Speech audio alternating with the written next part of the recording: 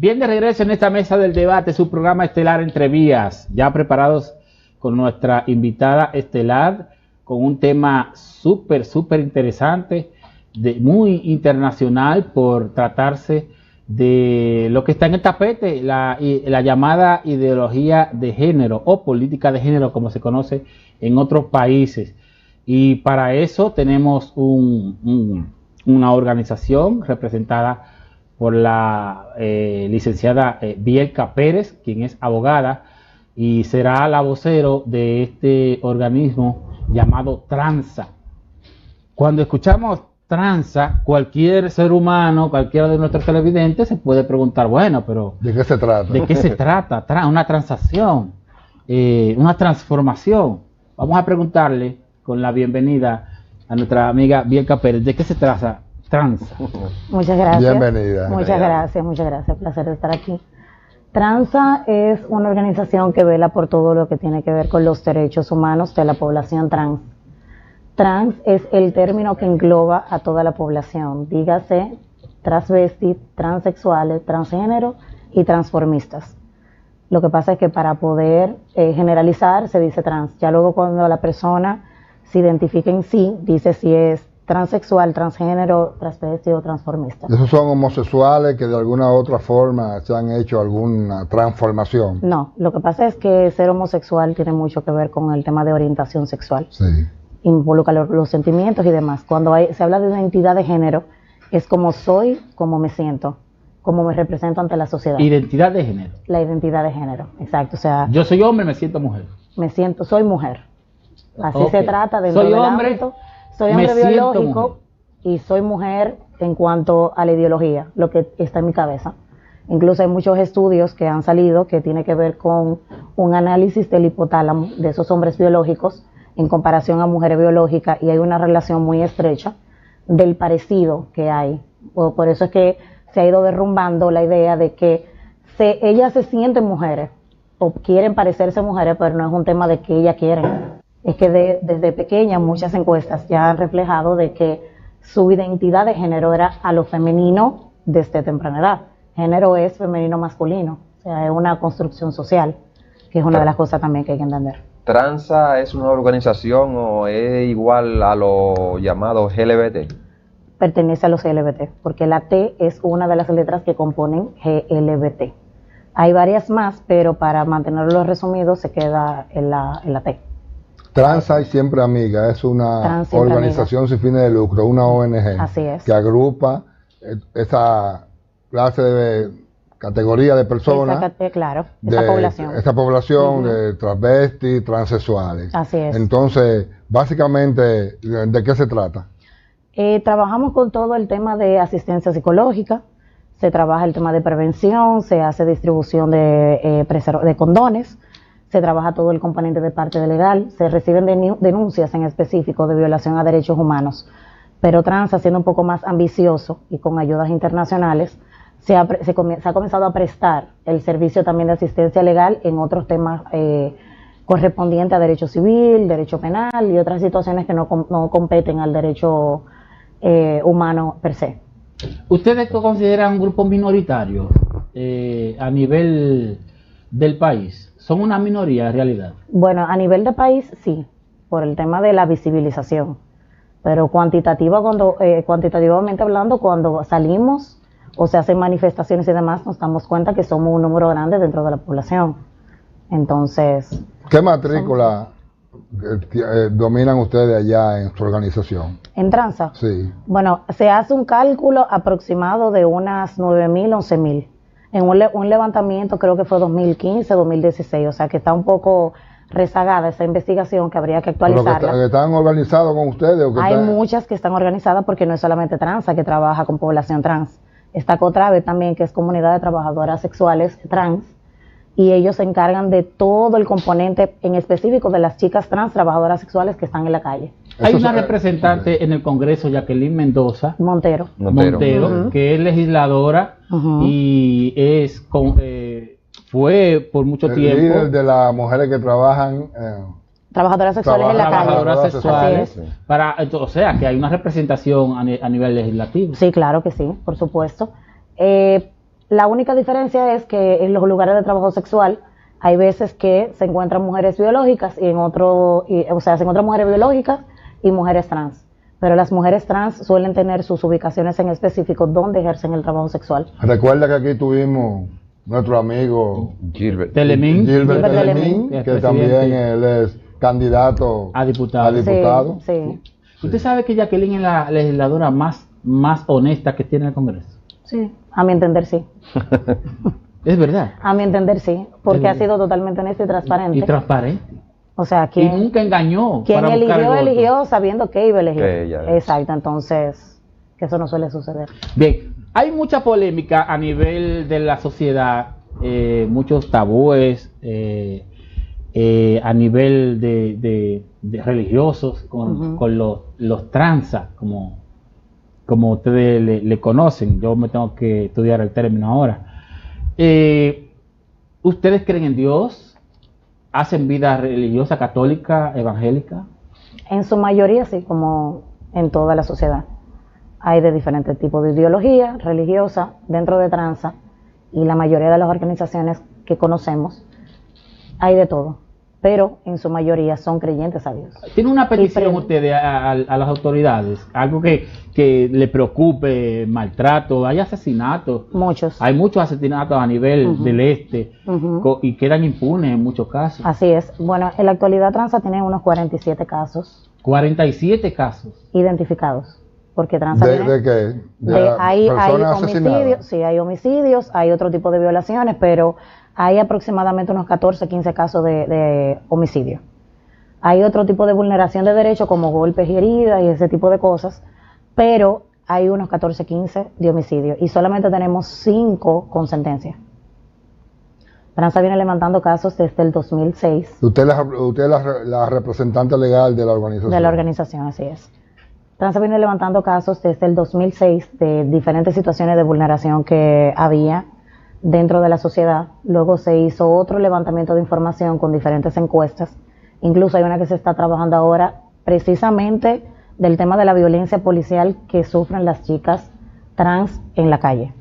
Y no solamente en la calle. Eso es la chica trans, discúlpame que te interrumpa, porque ser trans es una cosa y ser prostituta en otra. Trabajadora sexual. Puede ser el término sí, común, porque una persona puede ser trans y trabajar, qué sé yo, peluquería, manualidades, y hay otras que se dedican a la prostitución. Hay otras que se dedican al trabajo sexual. Sí. ¿Qué sucede? Hay muchas chicas que tienen capacidades y habilidades muy altas, pero por el tema de la identidad de género se le bloquea el acceso. O sea, en el país todavía son pocas las chicas trans como Mía Cepeda. Y ha visto mucha apertura, porque hay muchas chicas trabajando en los canales de televisión, en tiendas. Bien, estamos ya listos en esta mesa del debate, su programa estelar Entre Vías, y estamos conversando sobre un tema muy polémico y muy interesante, ¿verdad? Sobre los tranza, así mismo, tranza. Y para eso se incorpora a esta mesa del debate el señor Christian King, a quien le damos la bienvenida. Gracias. Y Josué García. Ellos son representantes también del organismo. Él es el director ejecutivo del grupo Tranza. Director ejecutivo. Sí. Exacto. Del grupo Tranza, gracias, a eso iba. Y Josué García, que es también miembro del organismo Tranza. Háblenme, ya la licenciada Bielka nos adelantó en los términos legales que cómo están ustedes compenetrados, pero en términos sociales, Cristian, háblanos un poquito más de trans. Bueno, tranza, y aclarar que la población trans, si es hombre biológico y expresa el rol de género femenino, son mujeres trans, son las trans. Y en el caso de ser mujeres biológicas y pasan a representar el género masculino, pues son hombres trans. En este caso estamos hablando de las mujeres trans, transexuales, travesti, transgénero. Por ejemplo, yo me veo así muy masculino, pero cuando yo me transformo y me voy a representar un show artístico en una discoteca o en la caravana, etcétera, exacto, pues entonces yo hago una transformación de travestismo. Y ahí pues me desdoblo y me expreso el rol de género femenino. En cuanto a la discriminación que recibe a nivel social la población trans, es muy aguda. ¿Qué es lo que preocupa, verdad? Eso es lo preocupante. No interesa lo que hablen por ahí, ni lo que no, lo que hablen realmente a las espaldas, es que están siendo discriminados y abusados. Y lo que preocupa en cuanto a lo que hablen es cuando, por ejemplo, en los medios de comunicación, sin conocimiento, sin saber el alcance que tiene cualquier comentario negativo, lo que se hace es promover la discriminación, el odio, la violencia, y eso tiene como resultado pues el número de casos que tenemos documentados y en la justicia de personas trans que han sido agredidas, asesinadas, 47 crímenes de odio del 2006 a la fecha, discriminadas en algunos centros comerciales. En ese sentido pues hemos acudido a la Unidad de Derechos Humanos de la Procuraduría General de la República, donde se hace valer el derecho que tiene todo ciudadano, y hemos tenido casos de centros comerciales donde se ha discriminado personas trans, y pues se le ha pedido una disculpa pública, porque ha quedado en evidencia de que se le ha dado un trato diferenciado que perjudica a esta persona por su expresión de género, y eso es discriminación. Bien, y a Josué, ¿cómo ha sido tu experiencia, si podemos llamarla así? ¿Se nace trans o a medida de la que va avanzando la edad, las personas se convierten en transgénero? Bueno, en mi opinión, yo creo que se nace. Con eso se nace. Porque yo no recuerdo en ningún momento cuando yo era chiquito, iba a decir, yo decidí ser trans y eso. Yo siempre he tenido esa mentalidad de que creo que nací. Y pienso que eso se nace, trans se nace. Sí. Hay un tema ahora en el tapete que por razones de tiempo tenemos que agotar ahora, que es la resolución 3319 del Ministerio de Educación.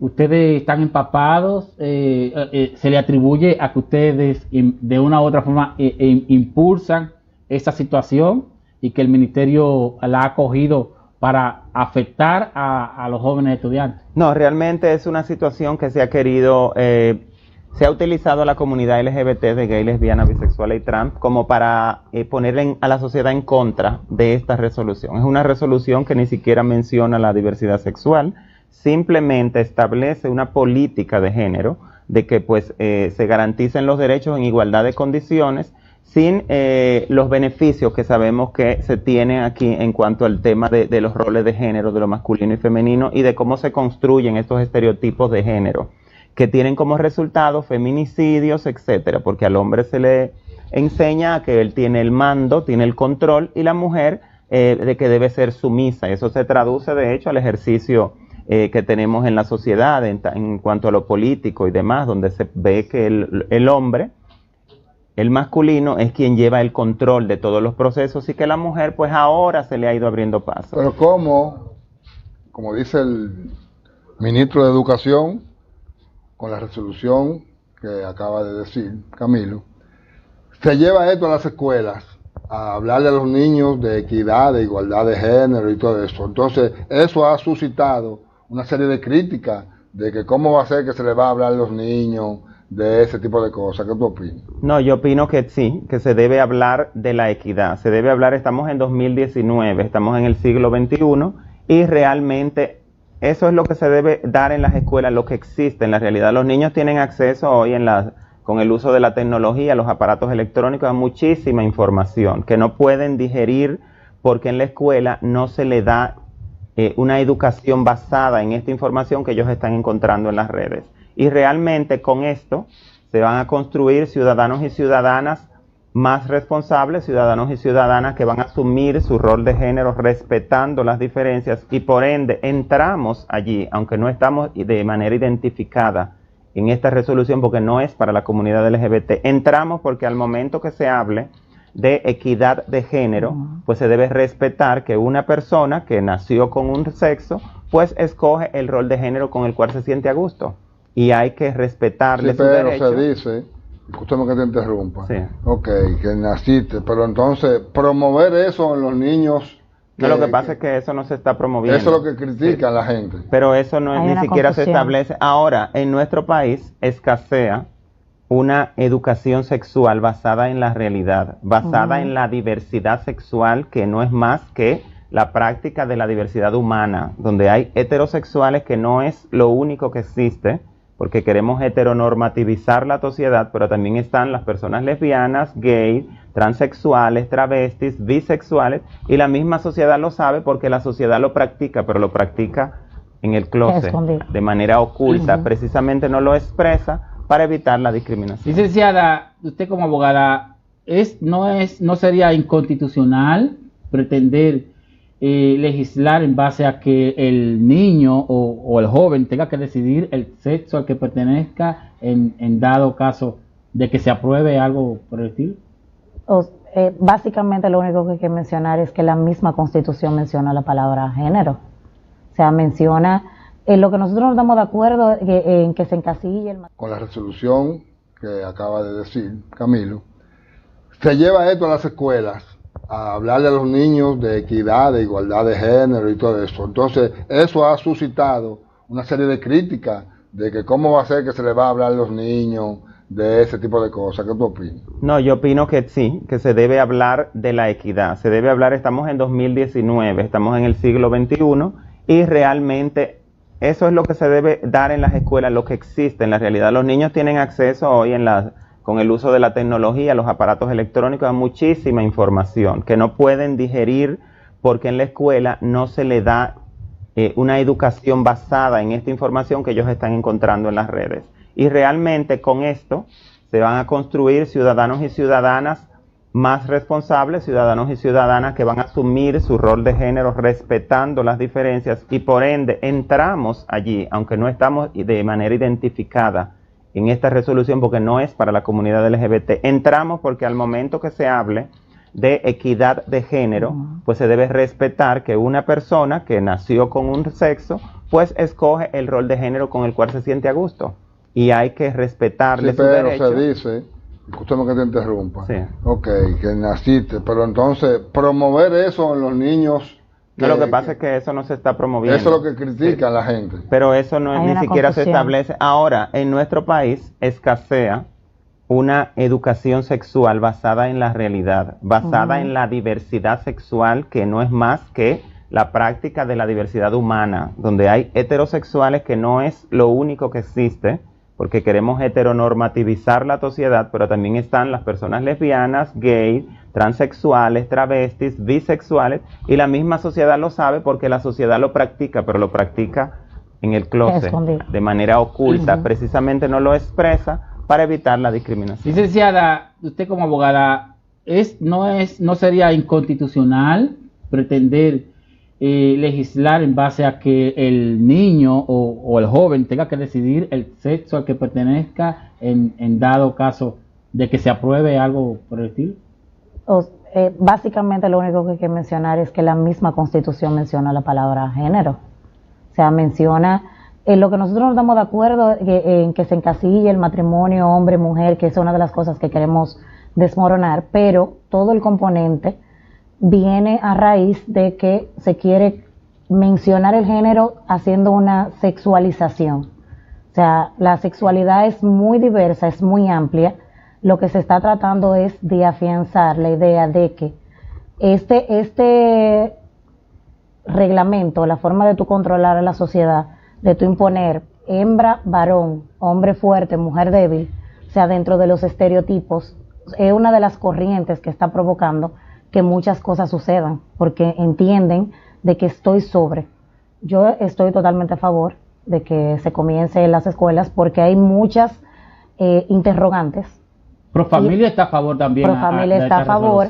Hay muchas interrogantes y es una forma de canalizar la información correcta hacia personas que todavía no conocen ni terminología, incluso muchos padres tampoco, en su mayoría, no tienen tampoco la capacidad. Vamos a desmontar tabúes aquí. En el ámbito religioso, Cristian, ¿usted cree en Dios? Por supuesto que creo en Dios. ¿Y Josué? Bastante. Pero si no creyesen, también tienen derecho a eso, por supuesto. porque hay libertad de culto. O sea, yo esperaba que según lo que ha pretendido la sociedad que lo desmoraliza a ustedes, decir, no creen, esa gente no cree ni siquiera en Dios. Recuerda que le preguntamos a Telemín, que estuvo sentado en esa silla, que la mayoría de personas con esa condición creen en Dios. Lo que pasa es que la iglesia no los asume, la iglesia los rechaza. Tú no vas a ir a una iglesia a sentarte donde a ti te están criticando por lo que tú eres. No hay una iglesia específica que sea abierta para ese tipo de personas con esa condición. No, una pregunta que te iba a hacer, el aumento de embarazo en niñas, entonces la persona no quiere que se le hable de sexo en las escuelas, donde cada día baja un año, la cantidad de niñas que salen embarazadas, que empiezan a hacer el sexo, tanto hembras como varones. Entonces también hay que hablarle de eso en la educación. Exacto. Y no solamente eso, no se habla de la prevención, no solamente los embarazos, sino también las infecciones de transmisión sexual, incluyendo el VIH, donde hay una alta prevalencia en jóvenes y adolescentes. Y precisamente es por eso, porque no se da una educación sexual basada en la realidad, en prácticas sexuales y en la diversidad sexual. Y aclarar que no tenemos una condición, porque usted también tiene una condición, los heterosexuales, si lo llamamos así, somos personas con una orientación sexual y una expresión e identidad de género diferente a la mayoría, porque predomina visiblemente la heterosexual. Entonces, cuando en un país donde todos son blancos, aparece un negro y dicen, ay, es diferente, porque este sí es oscuro. Otro tabú, y hago la pregunta para aclarar las cosas, ¿verdad? Nuestro rol es representar la mayoría de las preguntas. ¿Los transas están de acuerdo con el matrimonio gay? ¿Es correcta la pregunta? Las personas trans quieren que se garanticen los derechos de todo el mundo, porque realmente estamos abogando porque nuestros derechos se garanticen. Ahora, el matrimonio homosexual no es un derecho que le confiere a la persona trans, porque una mujer trans, a menos que sea una mujer trans homosexual que le siente atracción por otra mujer trans, pues entonces no es homosexual, sino que es una mujer heterosexual que siente atracción hacia hombres heterosexuales, porque ella como mujer se asume como mujer y le atraen los hombres.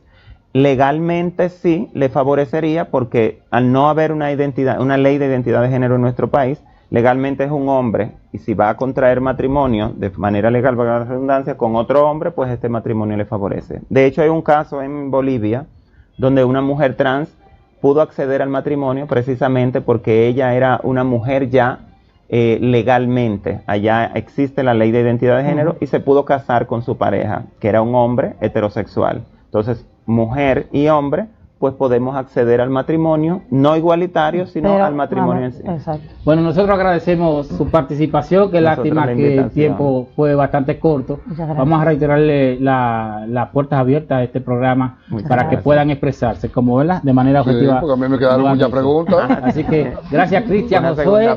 Muchas gracias. Hasta